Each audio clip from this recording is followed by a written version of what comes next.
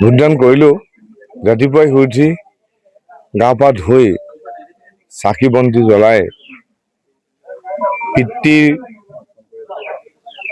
শ্ৰীচৰণত সেৱা জনাই পিতৃৰ স্মৃতিৰ আৰু পিতৃৰ আশীৰ্বাদত মই আহি ভোটদান প্ৰক্ৰিয়াত অংশগ্ৰহণ কৰিবলৈ আহিলোঁ।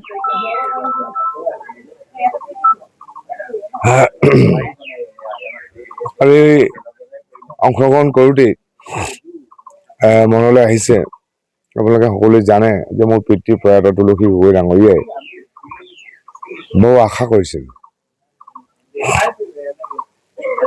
আশা কৰিছিল যে তেখেতে গণতন্ত্ৰৰ সংসদীয় ব্যৱস্থাত অংশগ্ৰহণ কৰিবৰ কাৰণে, কিন্তু তেখেতৰ সপোন সফল নহ'ল।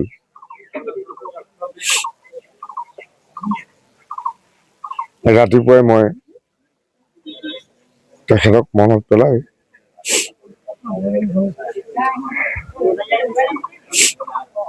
মই ভোটদান প্ৰক্ৰিয়াত ভোট প্ৰদান কৰিলোঁ আৰু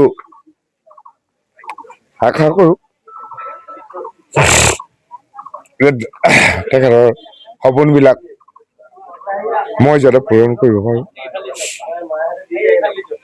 আশা ৰাখিছোঁ যে ৰাইজৰ সেৱা কৰিবলৈ ওলাই আহি গণতন্ত্ৰৰ এই ভোটদান প্ৰক্ৰিয়াত সকলো ৰাইজে আগবাঢ়ি আহক আৰু এক শুদ্ধ আৰু সঠিক ৰূপত যাতে গণতন্ত্ৰ প্ৰতিষ্ঠা হয় আৰু আমাৰ যাতে মূল্যবোধৰ ৰাজনীতিবিলাক জীয়াই থাকে, সেয়ে আমি ৰাইজক আহ্বান জনাইছোঁ।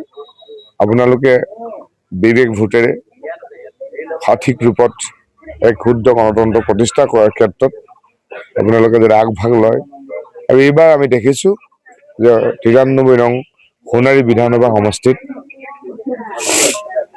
যে ৰাইজৰ যি সহযোগিতা, আমি আশা কৰিছোঁ ৰাইজে সকলোৱে কৈছে যে এইবাৰ মিত্ৰজোঁটৰ জয়লাভ হ'ব আৰু অসমত গৌৰৱ গগৈ ডাঙৰীয়াৰ নেতৃত্বত কংগ্ৰেছ বা মিত্ৰজোঁটৰ চৰকাৰ হ'ব। এই কথাবিলাক ৰাইজে কৈছে, গতিকে মই সকলো ৰাইজৰ মই আশীৰ্বাদ কামনা কৰিলোঁ। মই আহি মোৰ নিজৰ চেণ্টাৰত আজি প্ৰদান কৰিলোঁ।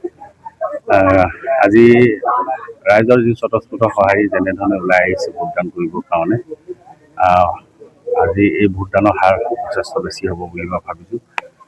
আজি এই ভোটদানৰ প্ৰক্ৰিয়া আৰম্ভ হোৱাৰ লগে লগে সমগ্ৰ অসমত প্ৰত্যেক ৰাজনৈতিক দলে সক্ৰিয়, অথচ আমি ভাৰতীয় জনতা পাৰ্টীৰ দলে অসমত যে আমি চৰকাৰ গঠন কৰিম প্ৰায় নিশ্চিত, সকলো সমীক্ষাই আমাক এইটো কয়।